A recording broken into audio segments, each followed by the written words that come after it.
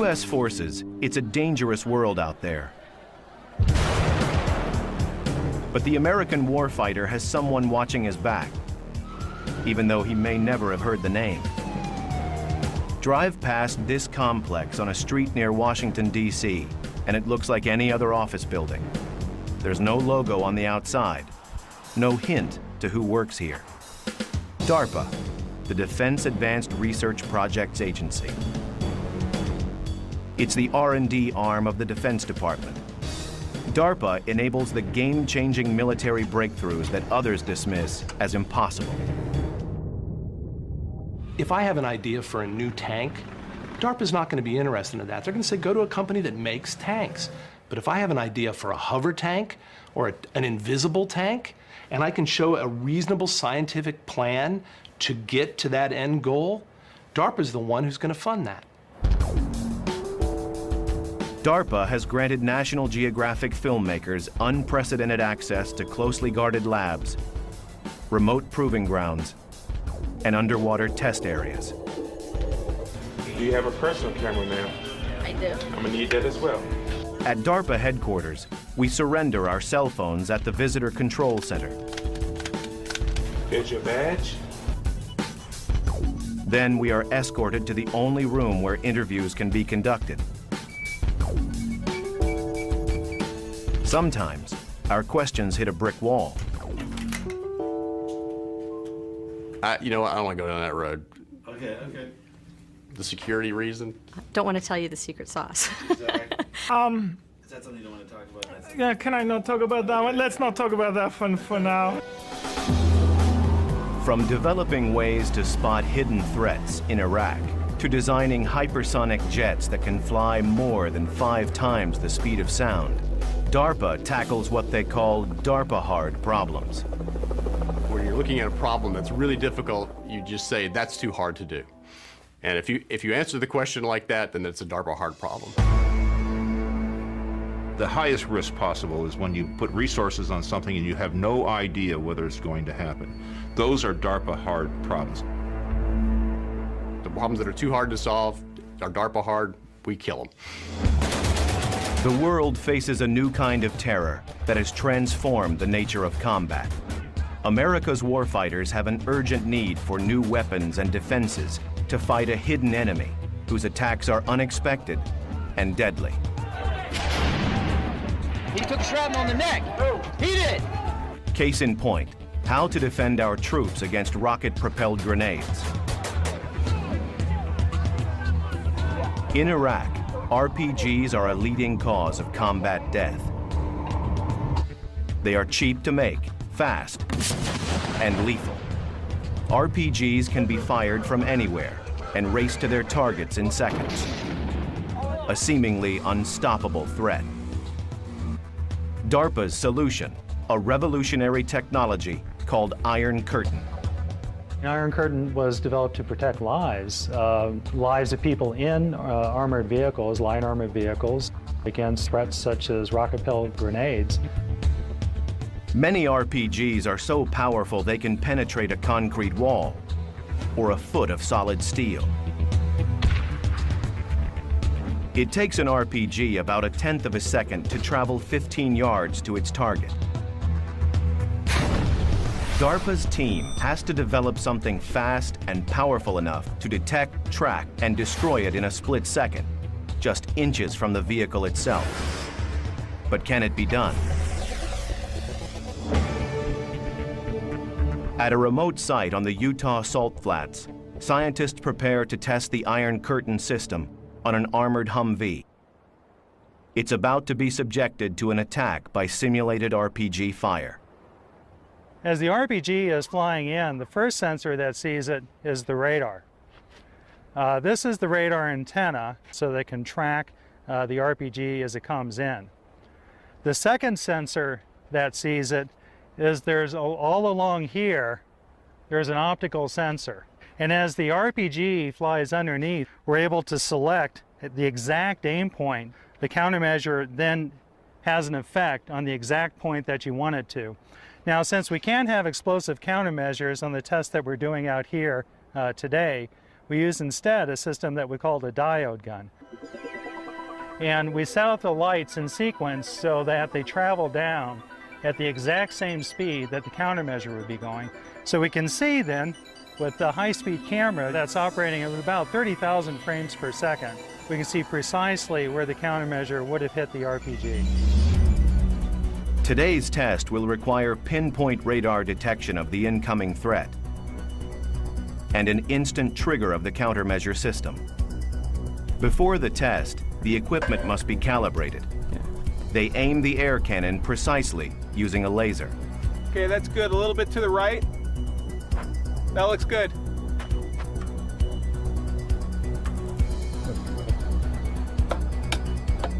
We have an autonomous system that's GPS guided that guides the system around the track so that we can conduct our experiments completely unmanned. In 3, 2, 1, go.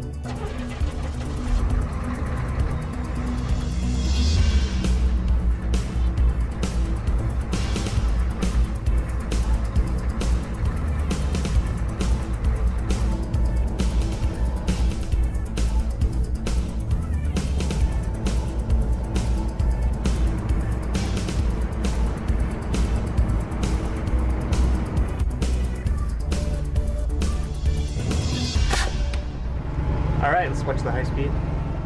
Only by examining the data can technicians tell if Iron Curtain worked in the critical time frame required. Footage shot by their high-speed camera indicates that the sensors detected the incoming RPG threat. The countermeasures would have effectively been deployed in time to stop the RPG in about 1/10 of a second.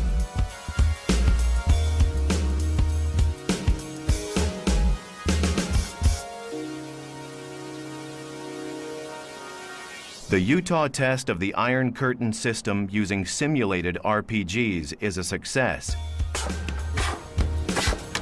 But can Iron Curtain stop deadly live RPG fire? In the case of Iron Curtain, we have had several occasions where the system didn't work as planned, and the RPG did go high order and destroyed all of our apparatus. And you just pick up the pieces, in this case literally pick up the pieces, and you push on.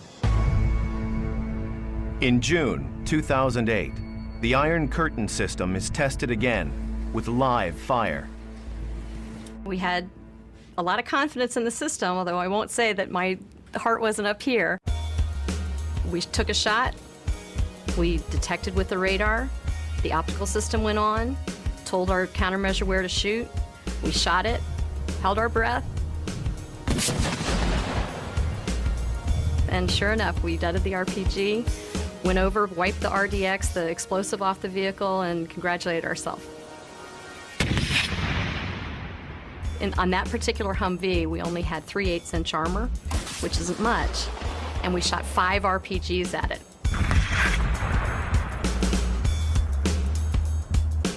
So you can see impact points of 5 RPGs on that vehicle, and obviously we deaded them all. We still have our vehicle. What exactly is the countermeasure dropping to disable the RPG? That remains DARPA's secret. And behind the scenes, DARPA found a way to give our warfighters a futuristic helping hand. On patrol in Iraq, America's soldiers can fall prey to sniper fire. To shield themselves, our warfighters must rely on 30 pounds of body armor for protection. With the rest of their gear, they must shoulder as much as 125 pounds. To give them the extra strength they need, DARPA goes to a place where fact meets science fiction. Scientist Steve Jacobson at Raytheon Sarcos, a leading robotics company in Salt Lake City, is working to create a new breed of soldier with superhuman powers. His creation, the exoskeleton, combines a man and a machine to offer extraordinary strength. If you put 200 pounds of body armor on somebody right now, they're going to walk about 300 feet. And if you put 200 pounds of body armor on somebody wearing an exoskeleton, they can walk all day. The exoskeleton mirrors the human body. A computer network serves as its nervous system. Hydraulic valves and actuators function as muscles. And its skeleton is made of aluminum. The challenge of putting a person inside a machine is a daunting one. When you put a machine around a person, there's all sorts of places where it interferes with your motion. It may abrade your skin. When you first put it on and it's not powered up, it feels very heavy because you're wearing a 200-pound robot, which is a lot of weight. Ready to power up? Power up. As soon as they power it up, all that weight goes away. And suddenly you feel like the Hulk.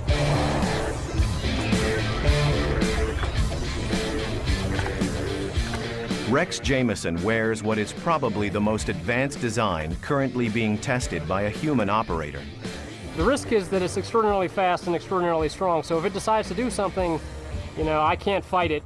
The exoskeleton is designed to amplify the operator's movement without blocking it, to read his motion, enhance it, and make him stronger. The superhuman stamina of the exoskeleton makes it a priceless military asset. It will allow a soldier to lift 100 pounds with no more effort than lifting 10. When I'm lifting heavy things with the exoskeleton, it's surprising. You look at the object and your brain thinks you can't pick that up. You don't feel any stronger than the exoskeleton, but then you reach out and pick it up and there's no effort at all, and it continually surprises me. It feels like I'm lifting a prop. How much load are you feeling in pulling 200 pounds? Maybe 10 pounds.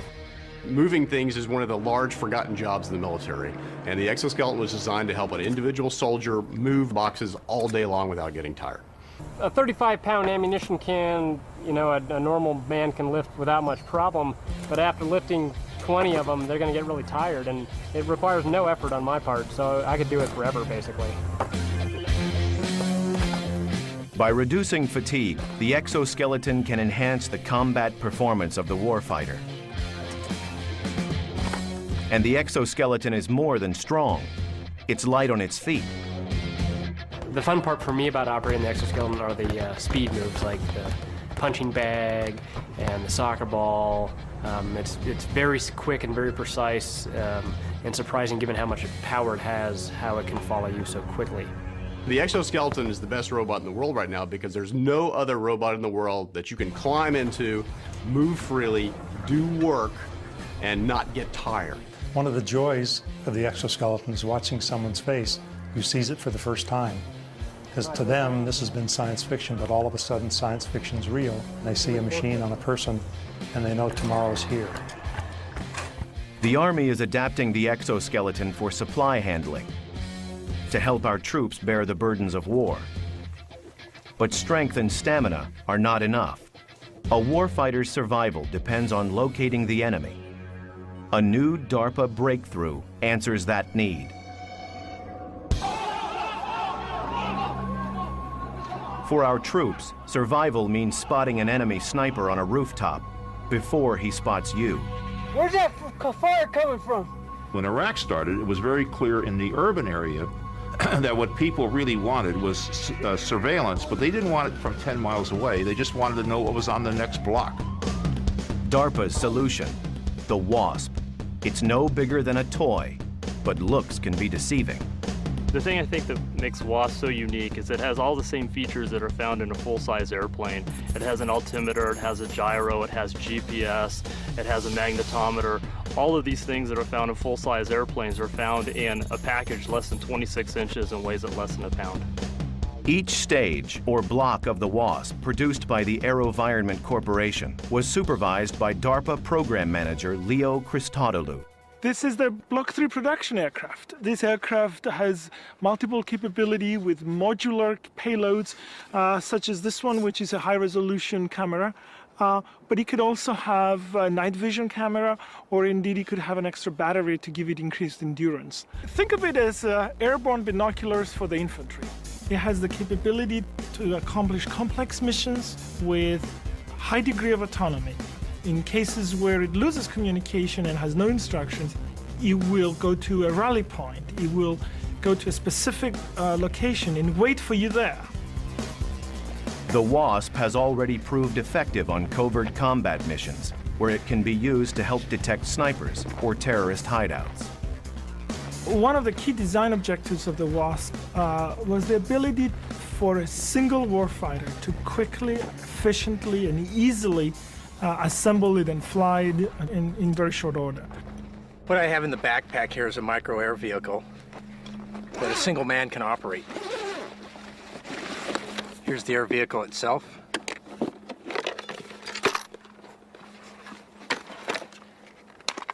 This is a night camera. And this is the camera we use for flying in the day. This is the controller I use to view the video and control the aircraft in whilst in flight. And this is the RF unit which sends up the command to the aircraft and then receives video. I'm here at a test range in California. We're gonna send this armored vehicle somewhere out on the range, way out there, and I'm gonna find it with this.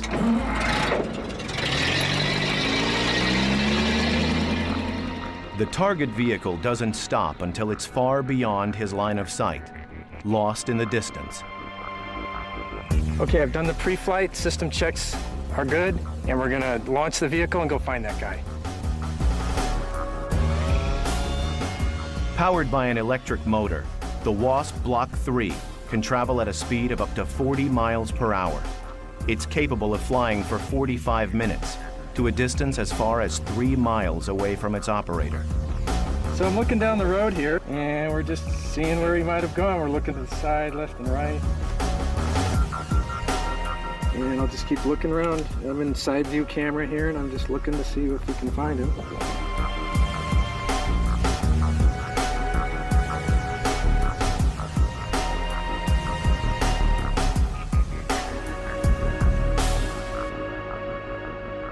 There he is, there's the vehicle. So we were able to find the vehicle. Even more surprising than how well the WASP flies is the way it lands.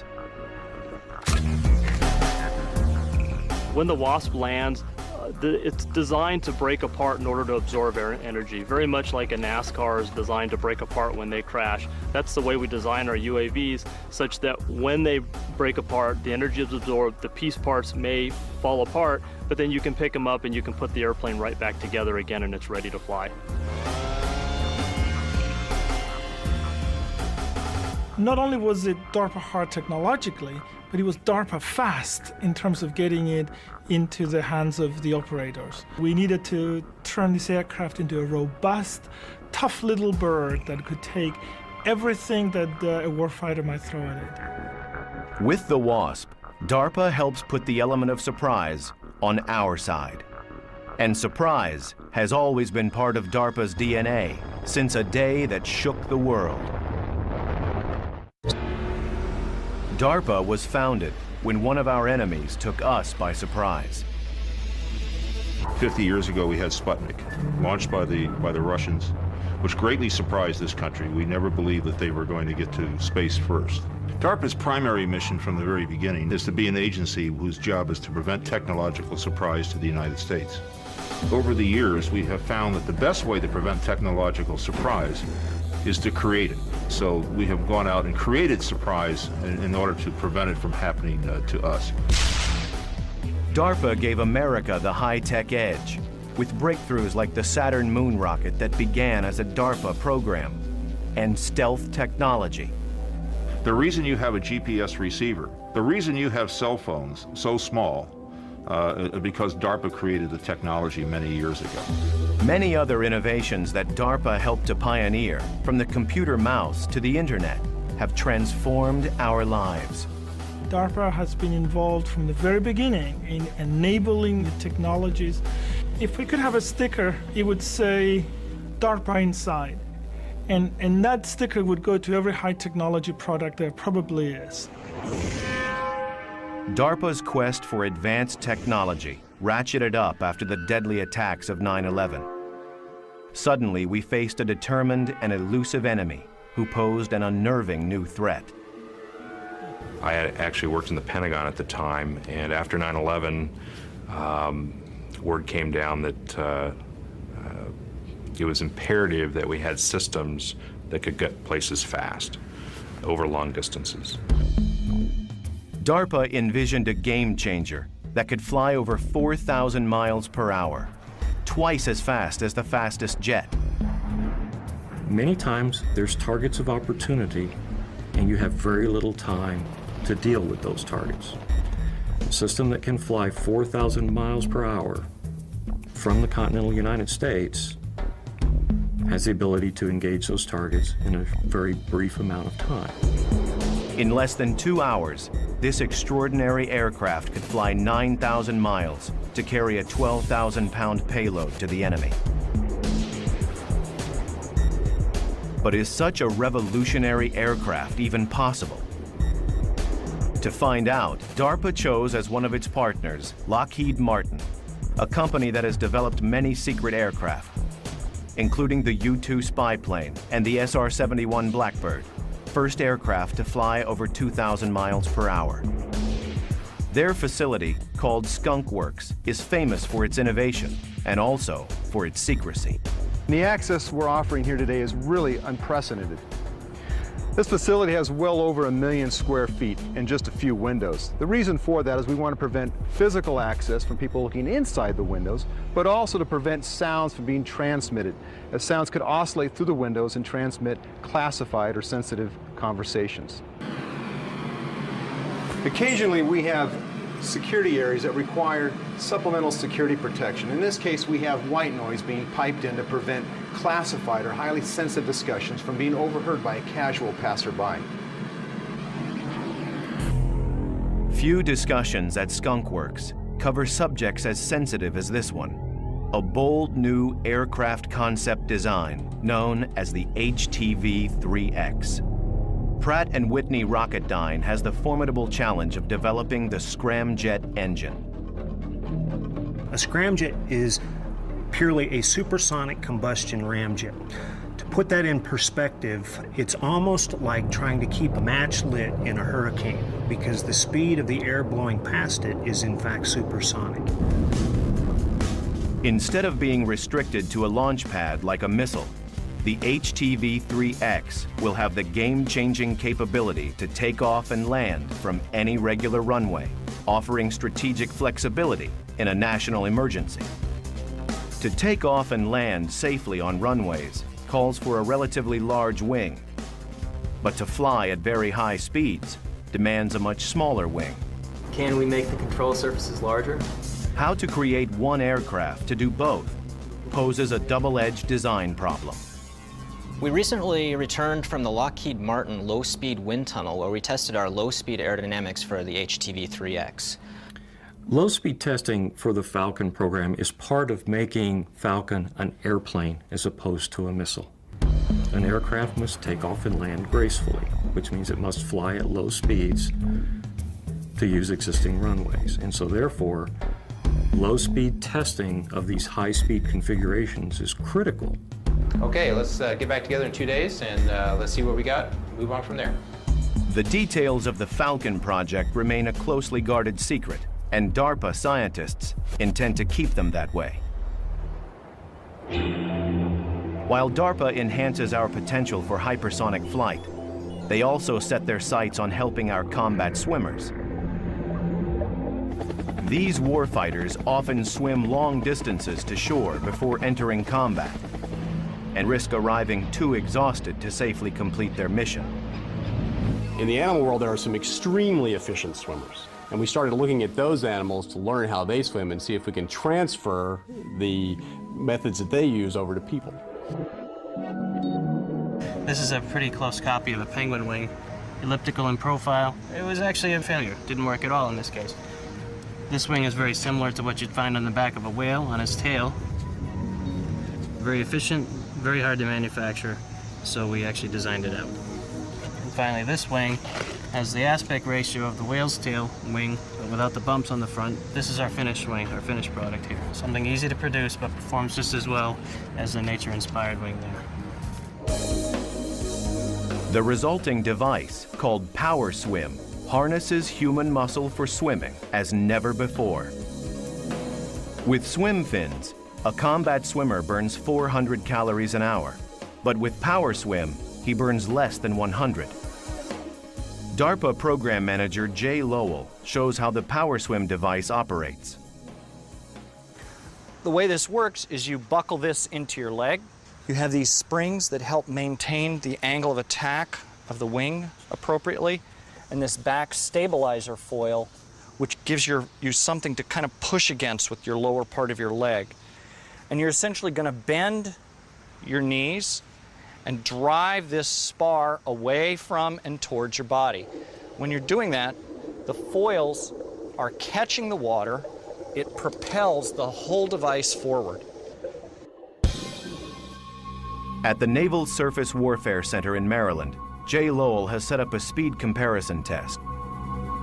A diver using PowerSwim against a barefoot diver and one with swim fins. The three swimmers move into position for the race. An underwater signal serves as the starting gun. Like a shot, he's taking them even from the start. Look at that. The diver with PowerSwim finishes first. The one with swim fins is left behind. And the barefoot one isn't even close. The reason we feel that the PowerSwim device is a very significant advance, perhaps the most significant propulsion advance since the swim fin, is that we've managed to improve the efficiency of that diver from 10% to 75% efficient. Anything that we can give the Marine that'll get him to shore 50% faster while reducing his workload 50% is going to ensure that he is completely mission capable when he reaches that shore.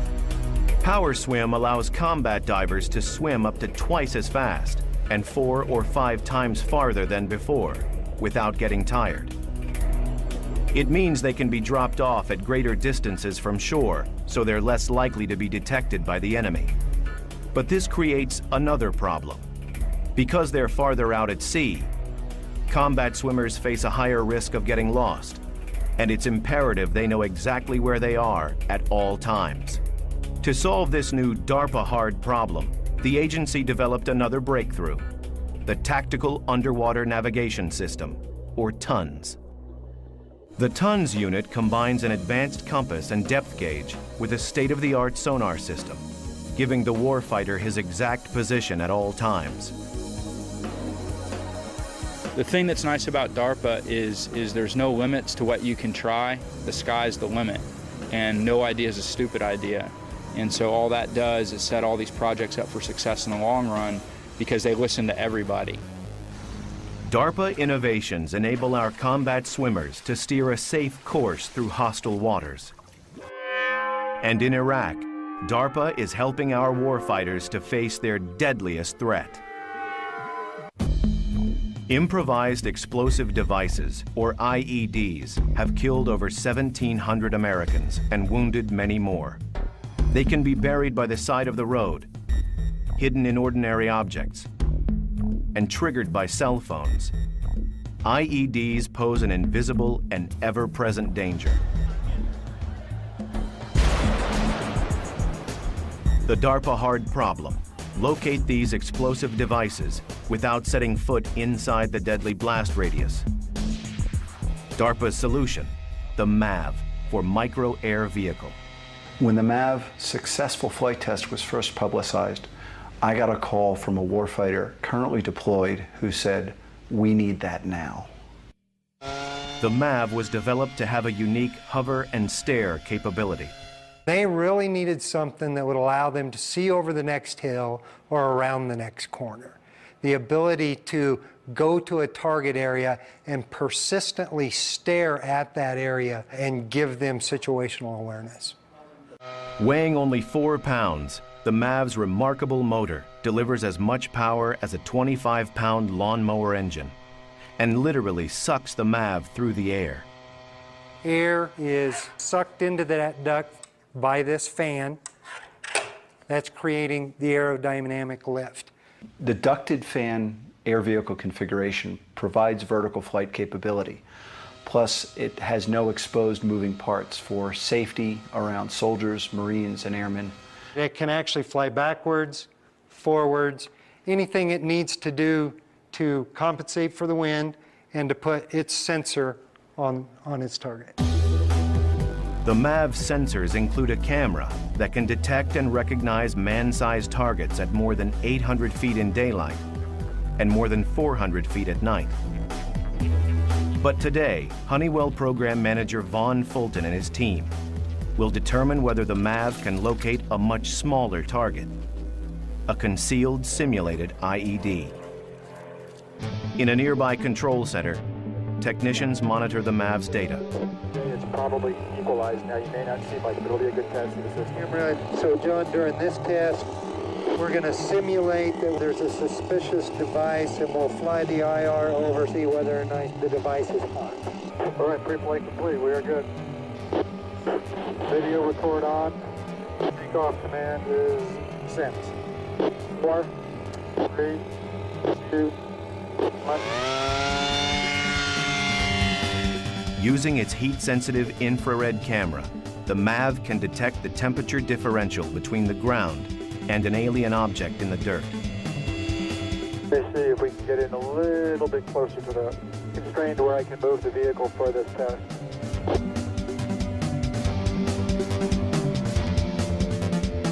They spot their target. The MAV's infrared camera detects what the naked eye cannot. Definitely something man-made, different temperature than the surrounding area, so certainly something that you would want to go investigate.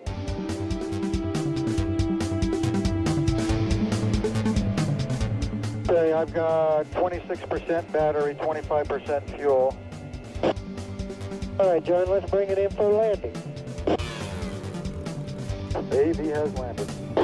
The MAV brings a game-changing technology to the battlefield, something the enemy has not seen before and a capability they're not ready to combat. Our troops face another deadly threat, and unlike IEDs, this one's not man-made.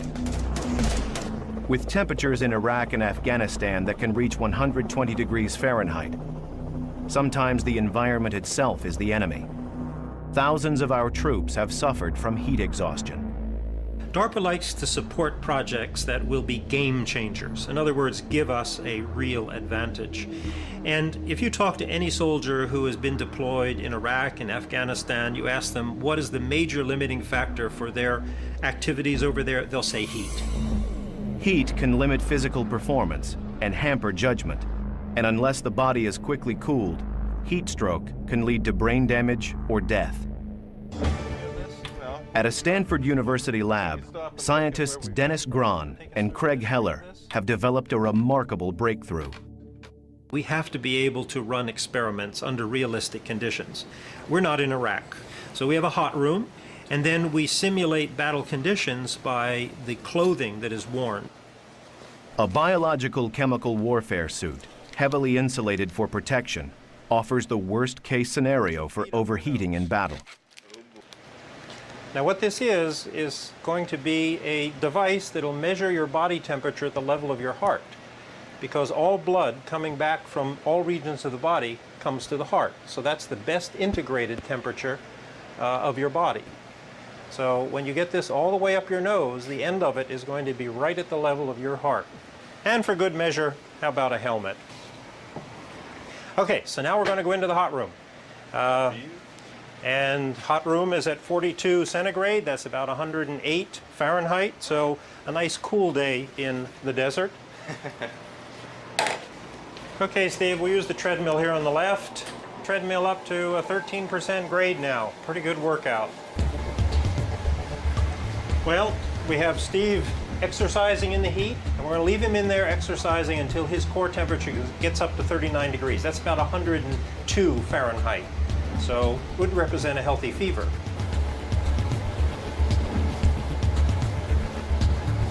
When his core temperature reaches 102 degrees Fahrenheit, he is even more heavily insulated.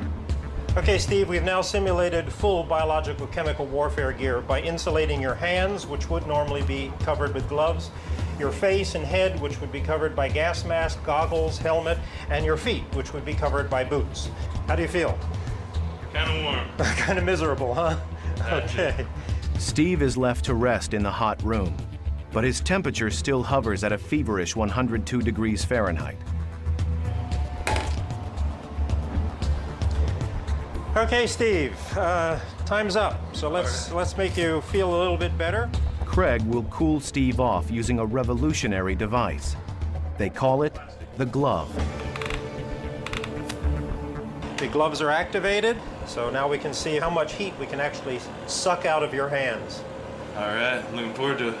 The cool water, which is perfusing this metal cylinder, is going to take heat away from your hands. The hot blood is coming into your hand. It's being distributed in this big network of blood vessels just under the palm, and that heat's being transferred to the metal cone. The cool blood is going right back to your heart and being distributed through the core of your body. Feels good. Even though he is heavily insulated, as the cool water circulates through the glove, Steve's temperature immediately starts to drop and will soon reach a safe level. The glove that can protect warfighters from heat stroke can also save the lives of those suffering from extreme cold, including combat swimmers, who sometimes spend 8 hours in freezing water to perform a mission.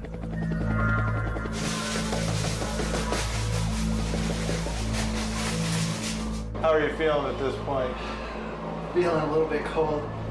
Dennis Grahn is testing whether he can stop research assistant Tim Wolf from shivering, even in the chill of an ice bath that simulates the extreme cold a combat swimmer must survive.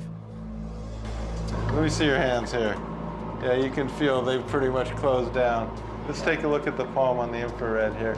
Your face is cooling off pretty well. Your nose is definitely shut down. Okay, you reach over and feel your ears compared to the rest of the skin temperature, and they're very much colder. Your core temperature is starting to fall down now, and you can see it's a pretty decent decline, so I think that it's about time to start putting some heat in and see what happens. I'm not going to complain. Will that work for you? The way we're going to do it is stick your hand into this little device here that creates a slight negative pressure. What that does is it draws blood into your hand.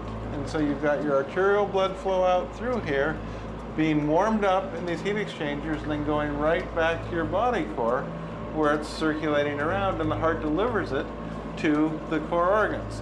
Okay, and you look on the infrared, you can see little spots on your arms are starting to warm up, like right there in your elbow region. Superficial veins are starting to light up as the warm blood returning to the heart is warming the tissues as it passes through. It only took about 30 seconds or a minute before I started to feel a lot more comfortable. I feel a little cold still, but I'm not shivering, which is a good thing. I think that if this was a real situation and I was really stuck in cold water like this, that these things would be a real lifesaver. As dangerous as the physical stress of extreme environments is the mental stress of combat. There too, DARPA readies the warfighter to step into harm's way. To help our troops prevail in the second-by-second ordeal of combat, DARPA experts have developed a remarkable innovation in mission rehearsal. You're being transported out to the area.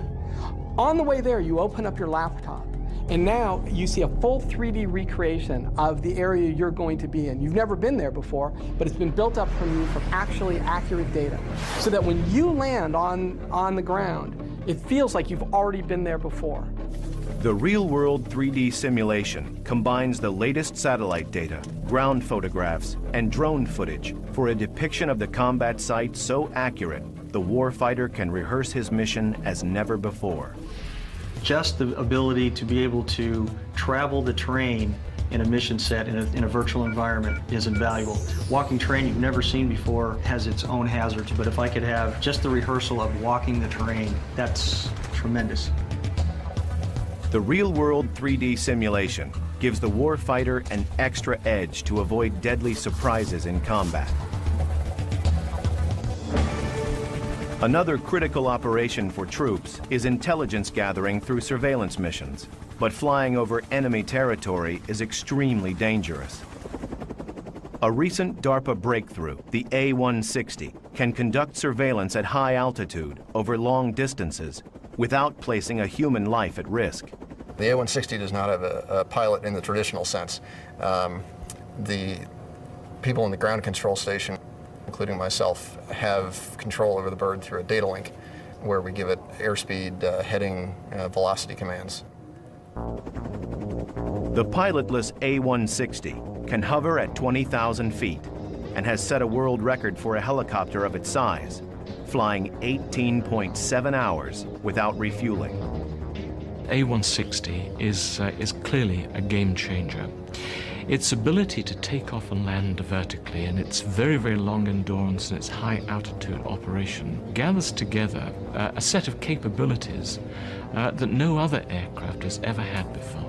Today, at a secure landing field in Victorville, California, the A-160 will be tested carrying a payload that is itself a breakthrough, a radar system called Forester. The Forester's most impressive capability is the ability to see through a number of layers of tree foliage. Single, double canopy, we'll go through that like a hot knife through butter. So any place where people can hide in foliage, we can find it. Today's flight test will assess whether the A-160 can safely rotate the massive Forester antenna. Can the A-160 deploy the antenna for radar detection at various angles without endangering its stability in flight? The aircraft is towed into position. The technicians await the takeoff command.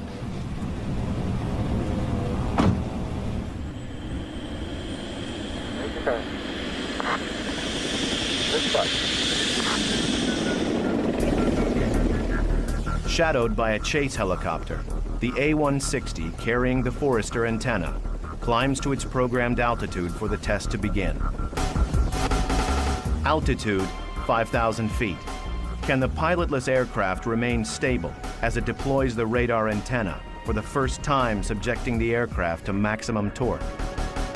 It's time to find out.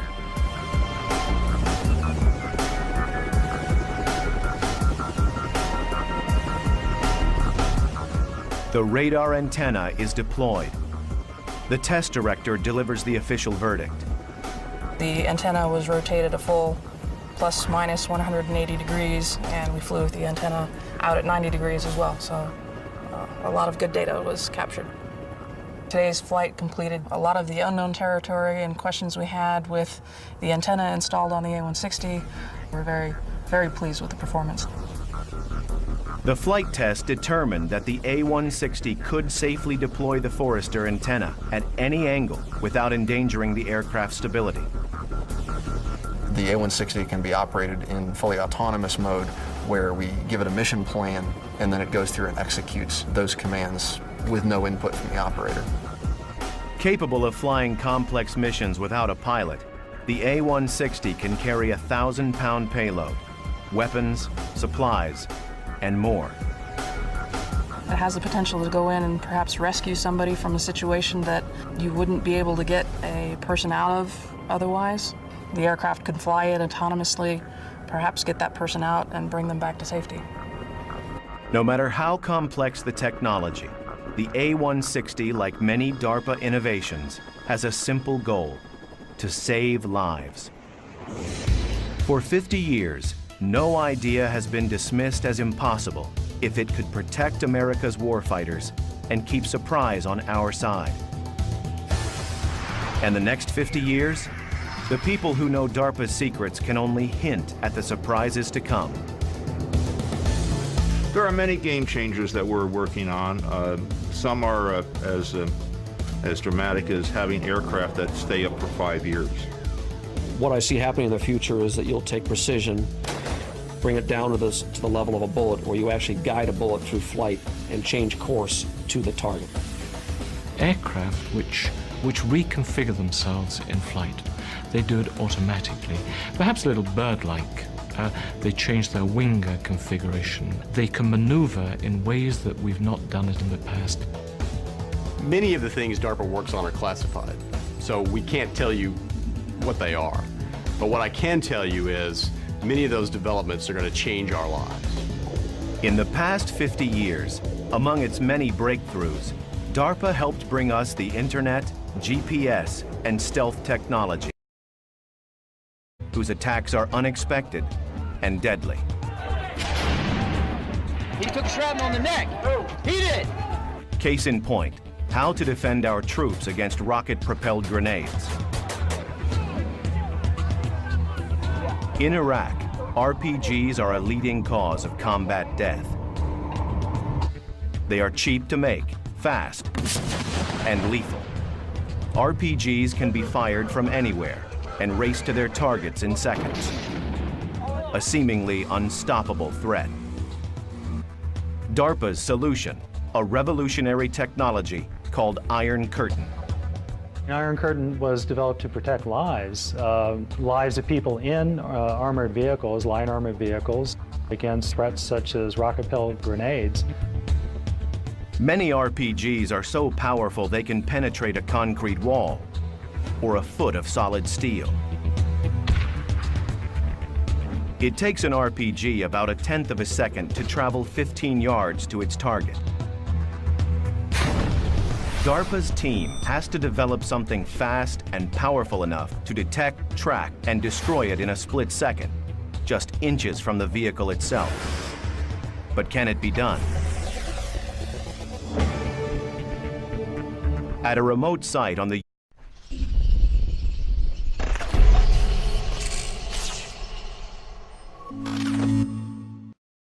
U.S. forces, it's a dangerous world out there.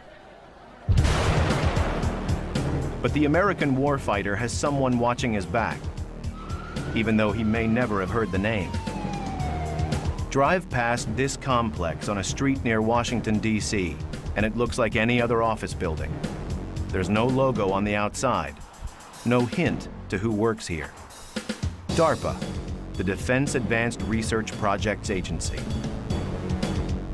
It's the R&D arm of the Defense Department.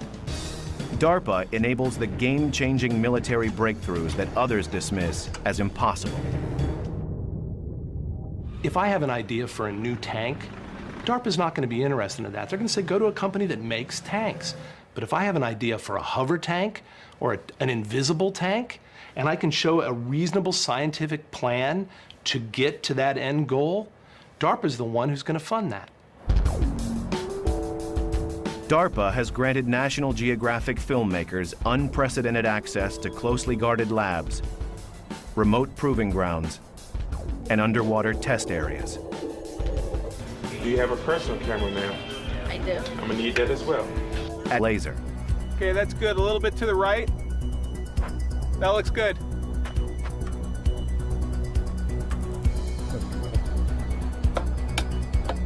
We have an autonomous system that's GPS guided. The guides system around a track so that we can conduct our experiments completely unmanned. In 3, 2, 1, go.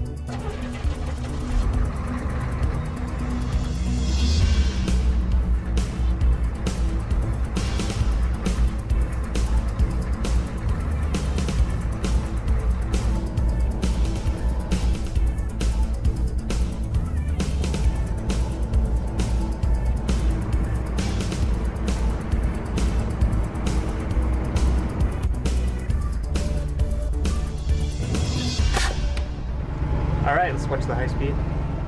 Only by examining the data can technicians tell if Iron Curtain worked in the critical time frame required. Footage shot by their high-speed camera indicates that the sensors detected the incoming RPG threat.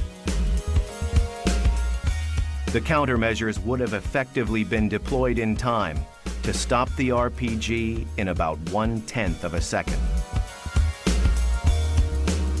Utah Salt Flats, scientists prepare to test the Iron Curtain system on an armored Humvee. It's about to be subjected to an attack by simulated RPG fire. As the RPG is flying in, the first sensor that sees it is the radar. This is the radar antenna, so they can track the RPG as it comes in. The second sensor that sees it is there's all along here, there's an optical sensor. And as the RPG flies underneath, we're able to select the exact aim point. The countermeasure then has an effect on the exact point that you want it to. Now, since we can't have explosive countermeasures on the test that we're doing out here today, we use instead a system that we call a diode gun. And we set up the lights in sequence so that they travel down at the exact same speed that the countermeasure would be going. So we can see then, with the high-speed camera that's operating at about 30,000 frames per second, we can see precisely where the countermeasure would have hit the RPG. Today's test will require pinpoint radar detection of the incoming threat and an instant trigger of the countermeasure system. Before the test, the equipment must be calibrated. They aim the air cannon precisely using a DARPA headquarters. We surrender our cell phones at the Visitor Control Center. Here's your badge.